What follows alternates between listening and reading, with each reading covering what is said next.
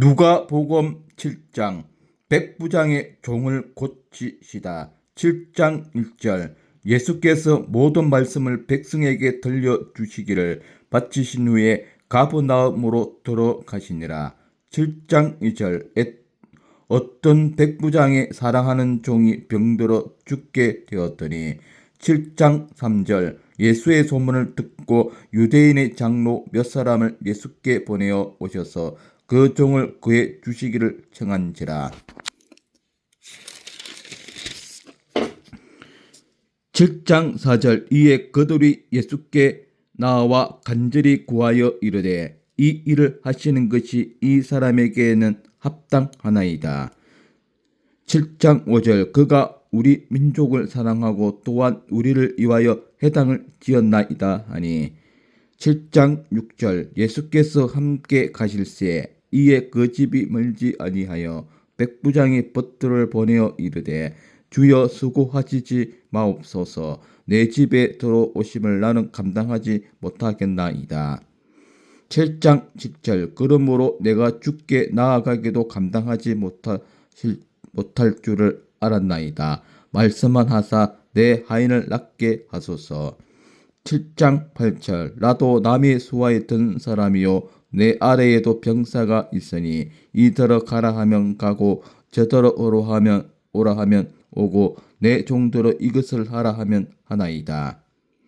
7장 9절 예수께서 들으시고 그를 놀랍게 여겨 돌이키사 따르는 무리에게 이르시되 내가 너희에게 이르노니 이스라엘 중에서도 이만한 믿음은 만나보지 못하였노라 하시더라. 7장 10절 보내었던 사람들이 집으로 돌아가 봄에 종이 이미 나아 있었더라. 가부의 아들을 살리시다. 7장 11절 그 후에 예수께서 나인이란 성으로 가실새 제자와 많은 무리가 동행하더니 7장 12절 성문에 가까이 이르실 때에 사람들이 한 죽은 자를 메고 나오니 이는 한 어머니의 독자요 그의 어머니는 가부라. 그 성에 많은 사람도 그와 함께 나오거늘. 7장 18절 주께서 과부를 보시고 불쌍히 여기사 울지 말라 하시고 7장 14절 가까이 가서 그 관에 손을 대시니 맨 자들이 서는지라. 예수께서 이르시되 청년아 내가 내게 말하노니 일어나라 하시매 1장 15절 죽었던 자가 일어나 앉고 말도 하거늘 예수께서 그를 어머니에게 주시니 7장 16절 모든 사람이 두려워하며 하나님께 영광을 돌려 이르되 큰 선지자가 우리 가운데 일어나셨다 하고 또 하나님께서 자기 백성을 돌보셨다 하더라. 이 7장 17절 예수께 대한 이 소문이 온 유대와 사방에 두루 퍼지니라. 세례 요한의 제자들에게 대답하시다.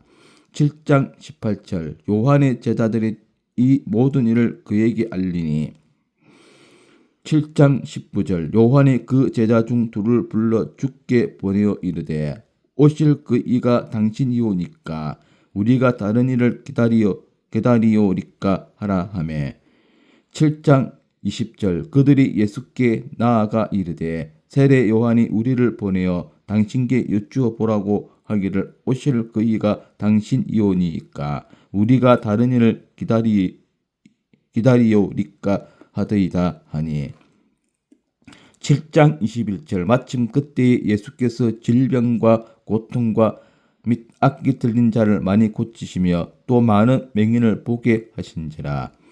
7장 22절 예수께서 대답하여 이르시되 너희가 가서 보고 들은 것을 요한에게 알리되 맹인이 보며 못 걷는 사람이 걸으며 나병 환자가 깨끗함을 바르며 기 먹은 사람이 들으며 죽은 자가 살아나며 가난한 자에게 복음이 전파된다 하라.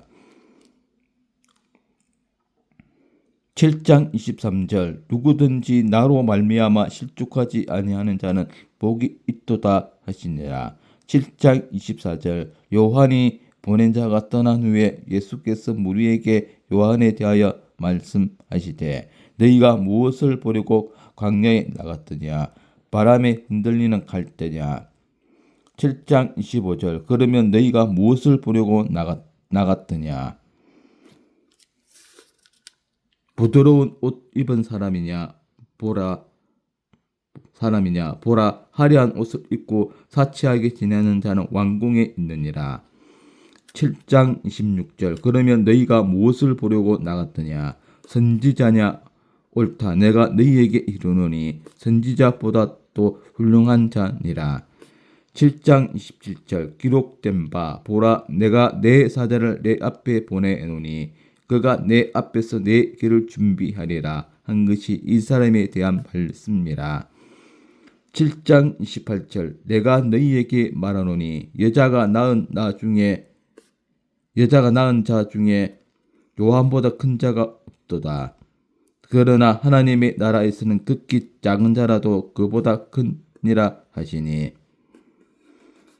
7장 29절 모든 백성과 세리들은 이미 요한의 세례를 받은지라. 이 말씀을 듣고 하나님을 어렵다 하되. 7장 30절 바리새인과 율법 교사들은 그의 세례를 받지 아니하므로 그들 자신을 위한 하나님의 뜻을 저버리니라. 7장 31절 또 이르시되 이 시대의 사람을 무엇으로 비유할까? 무엇과 같은가? 7장 32절 비유하건대 아이들이 장터에 앉아 서로 불러 이르되 우리가 너희를 향하여 피리를 불어도 너희가 춤추지 않고 우리가 곡하여 또 너희가 울지 아니하였다 함과 같도다. 7장 33절 세례 요한이 와서 떡도 먹지 아니하며 포도주도 마시지 아니하며 너희 말이 귀신이 들렸다 하더니. 7장 34절 인자는 와서 먹고 마시매 너희 말이 보라 먹기를 탐하고 포도주를 즐기는 사람이요 세리와 죄인의 친구로다 하니. 7장 35절 지혜는 자기의 모든 자녀로 인하여 옳다함을 얻느니라. 한 여자가 예수께 항유를 붓다. 7장 36절 한 바리새인이 예수께 자기와 함께 잡시기를 청하니 이에 바리새인의 집에 들어가 앉으셨을 때에. 7장 37절 그 동네에 죄를 지은 한 여자가 있어 예수께서 바리새인의 집에 앉아 계심을 알고 향유 담은 옥합을 가지고 왔어. 7장 38절 예수의 뒤로 그 발곁에 서서 울며 눈물로 그 발을 적시고 자기 머리털로 닦고 그 발에 입맞추고 향유를 부으리. 7장 39절 예수를 청한 바리새인이 그것을 보고 마음에 이르되 이 사람이 만일 선지자라면 자기를 만지는 이 여자가 누구며 어떠한 자 곧 죄인인 줄을 알았으리라 하거늘. 7장 40절 예수께서 대답하여 이르시되 시몬아 내가 내게 이를 말이 있다 하시니 그가 이르러 선생님 말씀하소서. 7장 41절 이르시되 빚 주는 사람에게 빚진 자가 둘이 있어 하나는 500데나리온을 졌고 하나는 50데나리온을 졌는데. 7장 42절 갚을 것이 없으므로 둘 다 탕감하여 주었으니 둘 중에 누가 그를 더 사랑하겠느냐. 7장 43절 시몬이 대답하여 이르되 내 생각에는 많이 탕감함을 받는 자니이다 이르시되 내 판단이 옳다 하시고.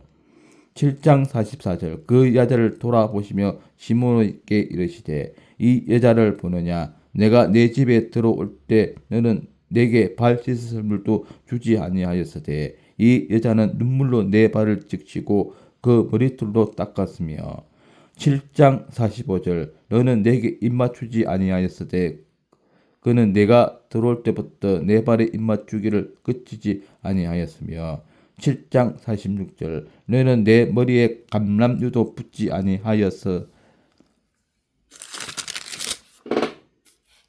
아니하였으되 그는 향유를 내 발에 부었느니라.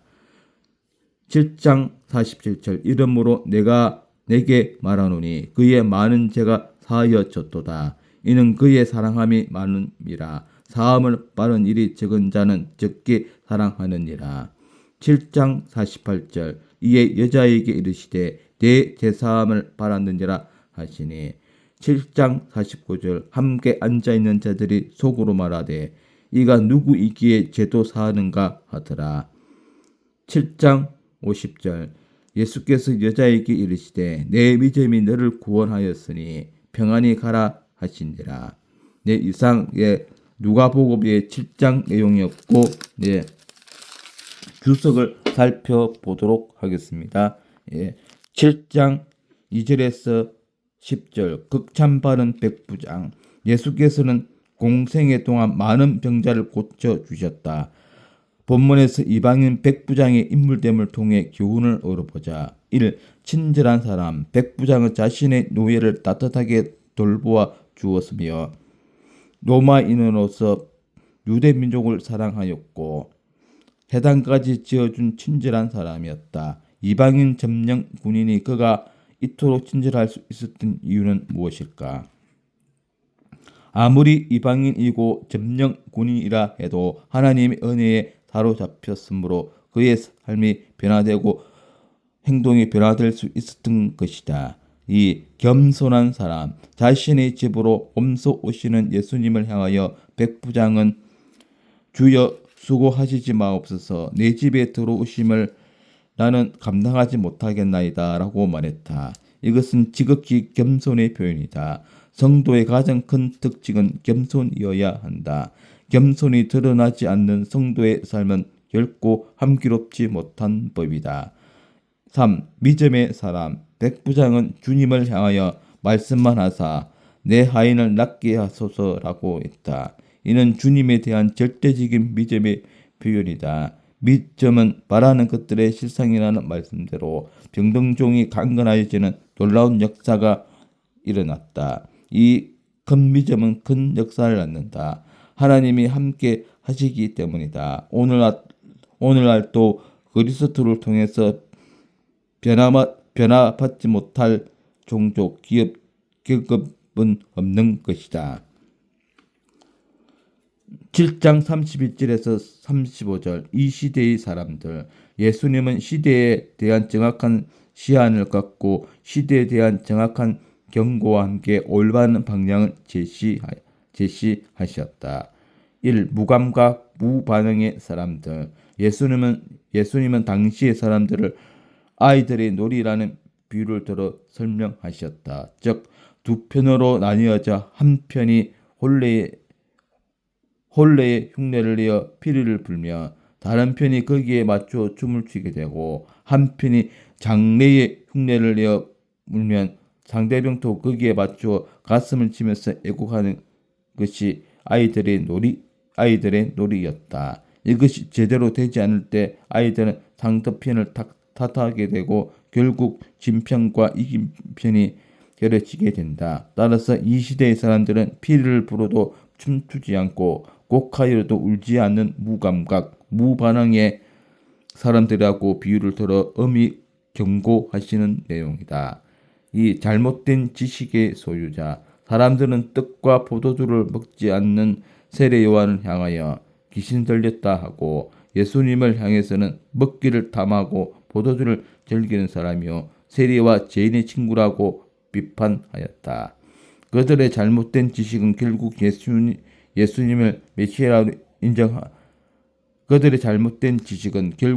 예수님을 메시아로 인정하지 못하는 결과를 낳았다. 따라서 그들은 다가오는 심판 앞에서 철저한 회개의 필요성을 비유적으로 증언해주는 내용을 깨닫지 못하고 예수님의 삶이 용서와 화해를 또한 죄인들에게 부여해 주시는 것을 비유한 사실도 놓쳐버리는 오류를 범하고 말았다. 하나님을 믿는 그리스도인들은 이 시대에 정확한 안목을 가져야 한다. 이상 누가복음 7장이었습니다. 오늘도 즐거운 하루 되십시오. 아멘.